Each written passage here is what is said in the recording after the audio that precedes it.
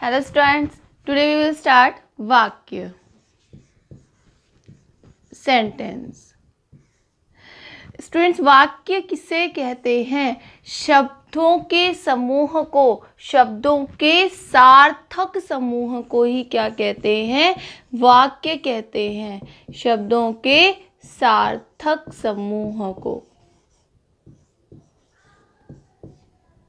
सार्थक समूह को।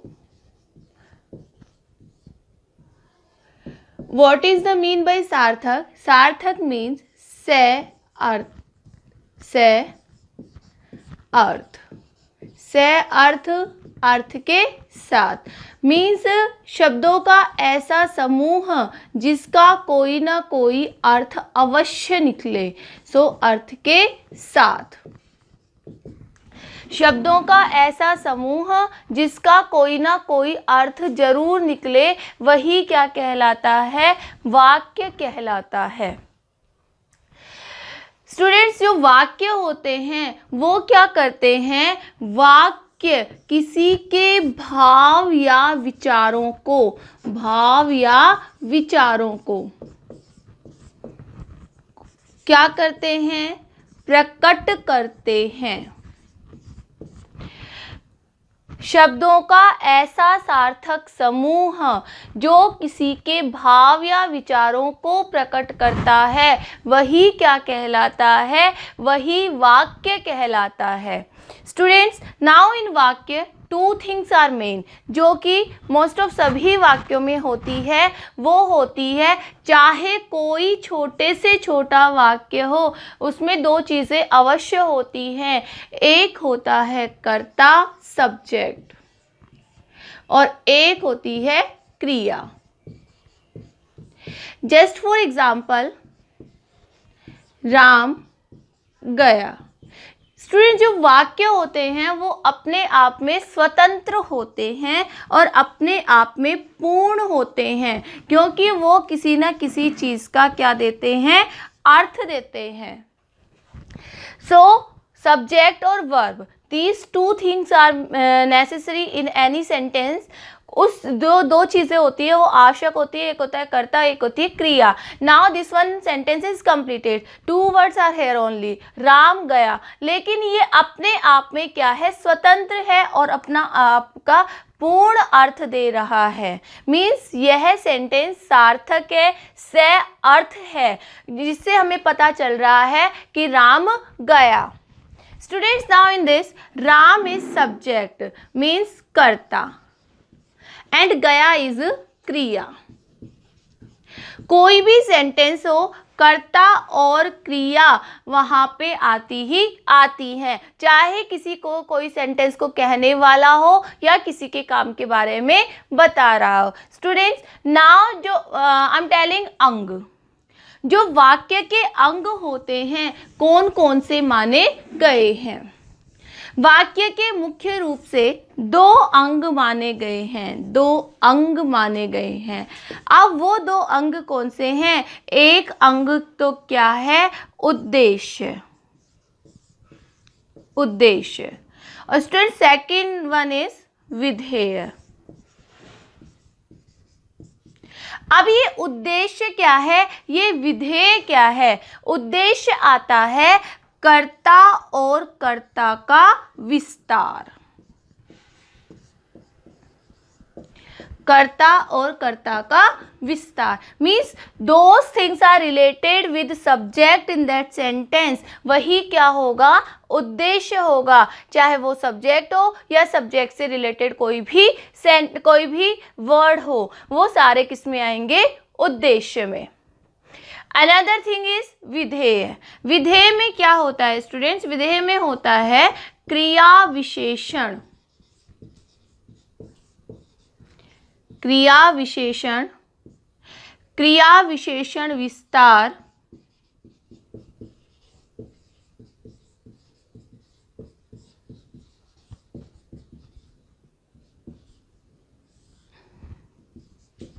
समुच्चय बोधक अव्यय,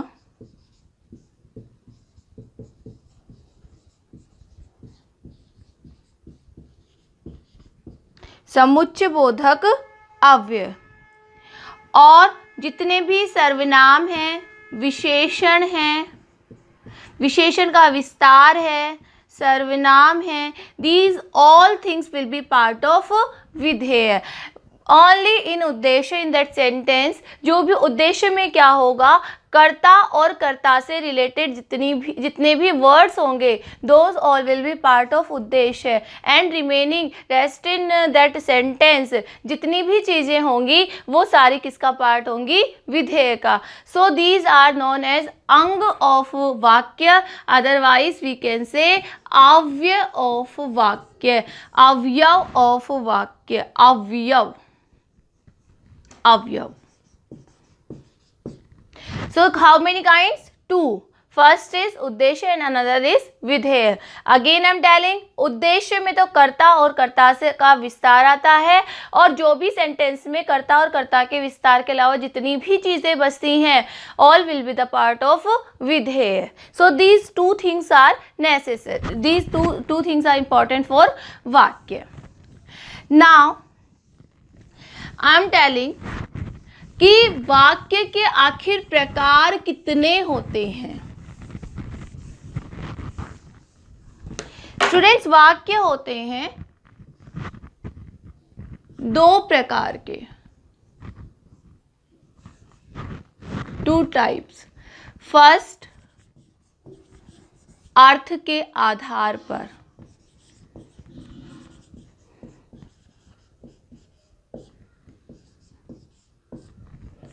सेकेंड,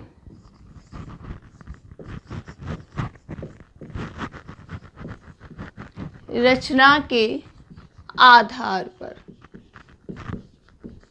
फर्स्ट इज अर्थ के आधार पर, सेकेंड इज रचना के आधार पर। दीज टू काइंड्स ऑफ वाक्य।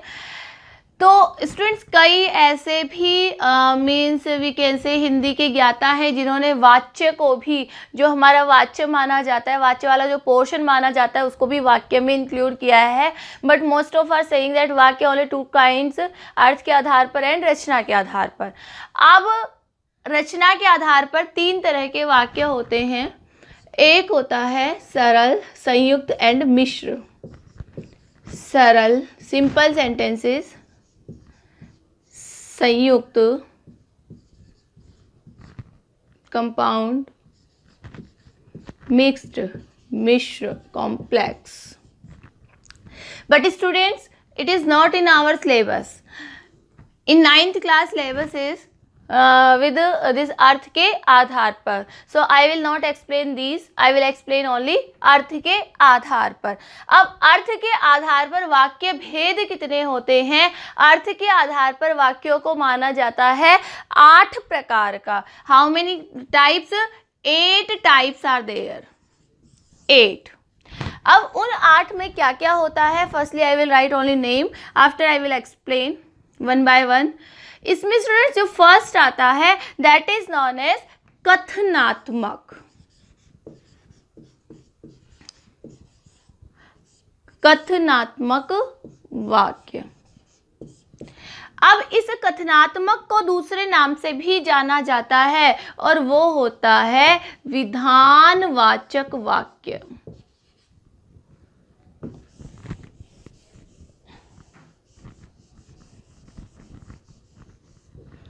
विधान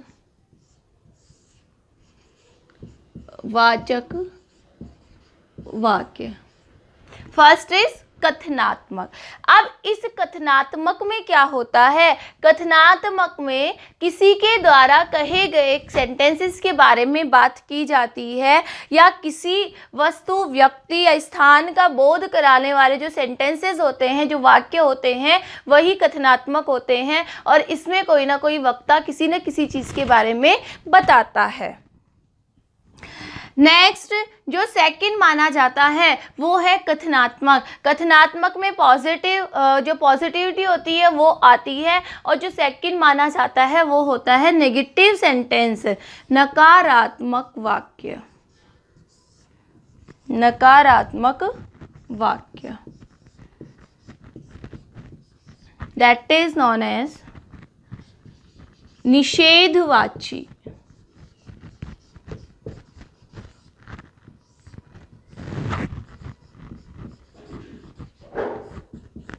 निषेधवाची वाक्य।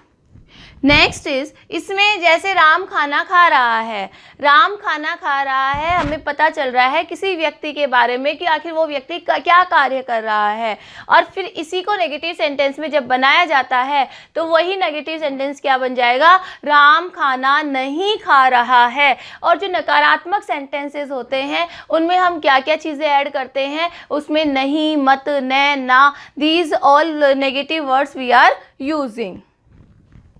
Next is आज्ञार्थक।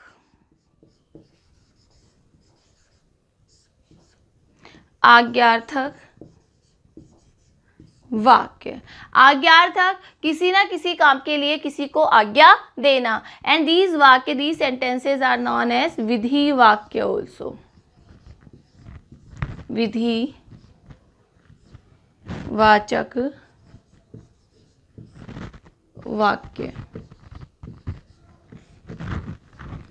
Next, just for example, Ram खाना खा रहा है, राम खाना नहीं खा रहा है, जाओ राम खाना खाओ। Means in this sentence we are giving order to Ram कि राम जाओ और खाना खाओ। Next, interrogative sentence. प्रश्न वाचक वाक्य। क्या राम खाना खा रहा है? So this one will be प्रश्न वाचक वाक्य। नेक्स्ट, इच्छावाचक।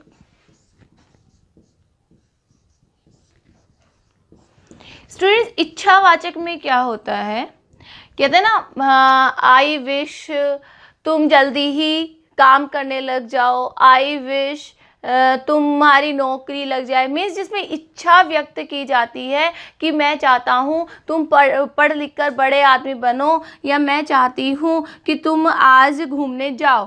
तो यहाँ पे इच्छा जताई जा रही है कि व्हाट वी विश, कि हम आखिर क्या इच्छा या क्या कामना रखते हैं। नेक्स्ट इज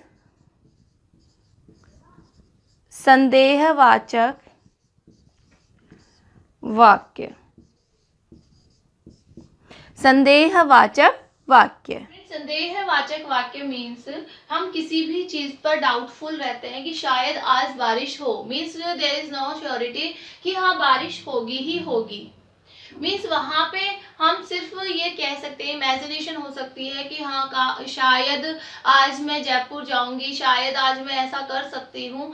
सो संदेहवाचक वाक्य कि शायद मेरी फर्स्ट रैंक बनेगी, देयर इज नो श्योरिटी कि फर्स्ट बन ही जाएगी, शायद मे बी ऐसा हो सकता है ना। संकेतवाचक वाक्य। संकेत वाचक वाक्य। स्टूडेंट, संकेतवाचक वाक्य में क्या होता है, संकेतवाचक वाक्य में किसी भी चीज के लिए संकेत एक सेंटेंस के साथ दूसरे सेंटेंस को ऐड करके उसको संकेत दिया जाता है कि यदि तुम कल मेरे साथ उस दुकान पर चलते तो शायद ये काम बन जाता, यदि तुम पढ़ाई करते तो तुम्हारी नौकरी अवश्य बन जाती, अवश्य लग जाती। तो यहाँ संकेत दिया जाता है कि यदि तुम ऐसा करते तो ऐसा अवश्य ही हो जाता। वहां संकेत दिया जाता है, यदि तुम तुम्हारी माँ को हॉस्पिटल टाइम पर पहुंचा देते तो शायद वो आज ठीक हो जाती। वहां संकेत दिया जा रहा है, यदि तुम मेरे साथ पुलिस थाने चलते तो शायद वो पुलिस वाला मेरी बात मान लेता, यदि तुम ऐसा करते तो ऐसा हो जाता। सो देयर वी कैन से संकेतवाचक वाक्य। एंड स्टूडेंट्स, लास्ट इज विस्मयादि बोधक वाक्य। विस्मयादि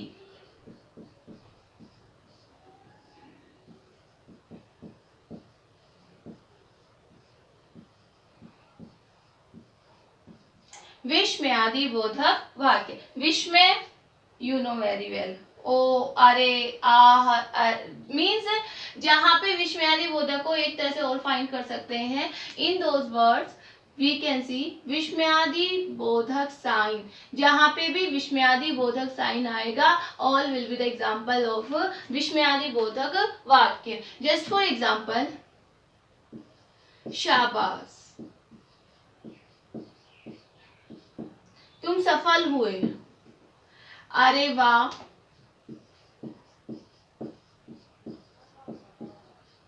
तुमने तो कमाल कर दिया. This one sign when you will see in sentence, those all will be kind of विस्मयादि बोधक वाक्य. Students, now by example I am explaining this. First, कथनात्मक और विधानवाचक वाक्य.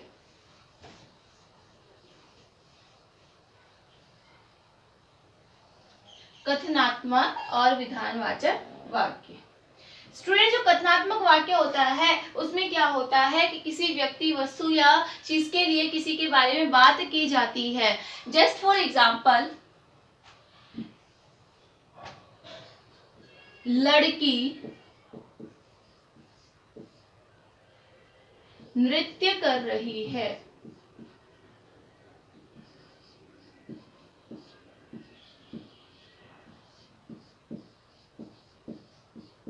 लड़की नृत्य कर रही है, यहाँ सीधा सीधा क्या कहा जा रहा है कि वो लड़की नृत्य कर रही है, उस सब्जेक्ट के बारे में बताया जा रहा है. So this one will be example of कथनात्मक वाक्य. Same sentence now we will convert in negative sentence. तो नेगेटिव में क्या हो जाएगा, ये अपना हो गया कथनात्मक, ये हो गया नकारात्मक. क्या हो जाएगा, लड़की नृत्य नहीं कर रही है.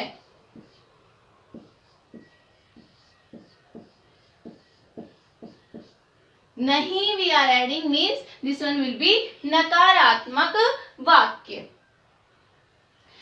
अब जो आज्ञार्थक वाक्य है उसमें क्या हो जाएगा, लड़की को हम ऑर्डर करेंगे, लड़की नृत्य करो.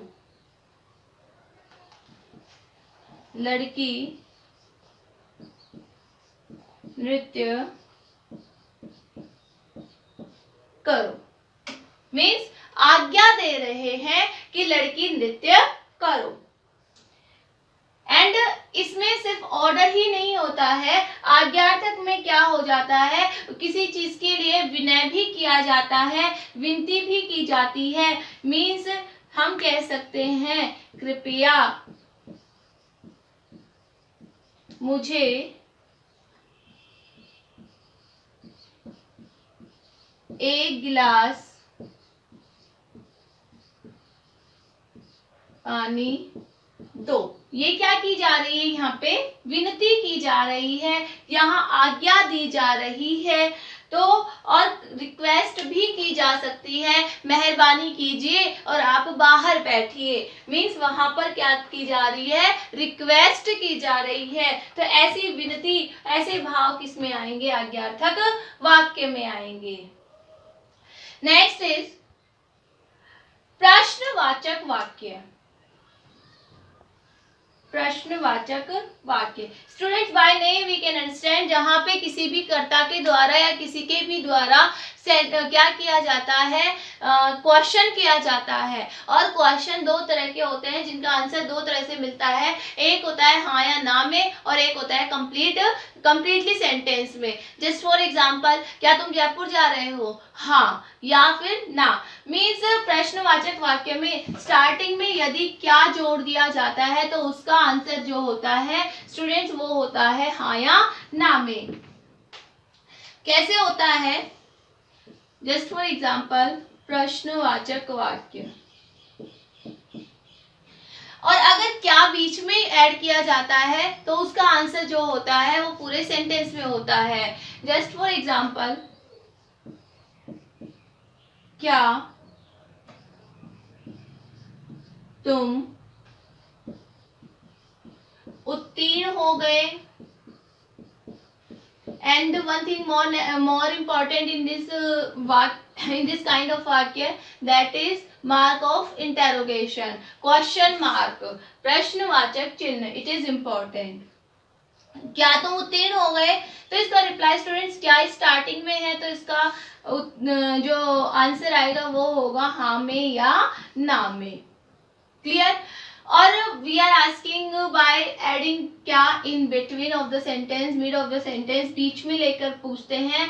तो उसमें कोई भी क्वेश्चन मार्क होता है, वो अगर बीच में होता है क्वेश्चन वर्ड कहाँ, कैसे, जस्ट फॉर एग्जाम्पल तुम्हारे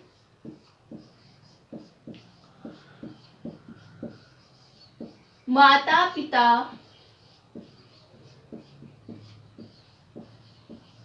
कहाँ रहते हैं,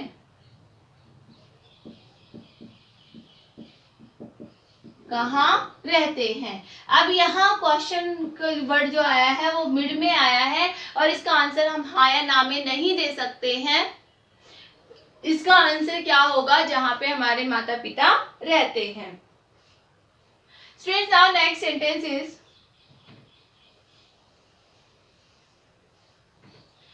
नेक्स्ट सेंटेंस जो माना जाता है वो होता है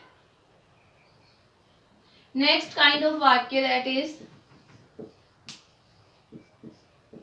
इच्छावाचक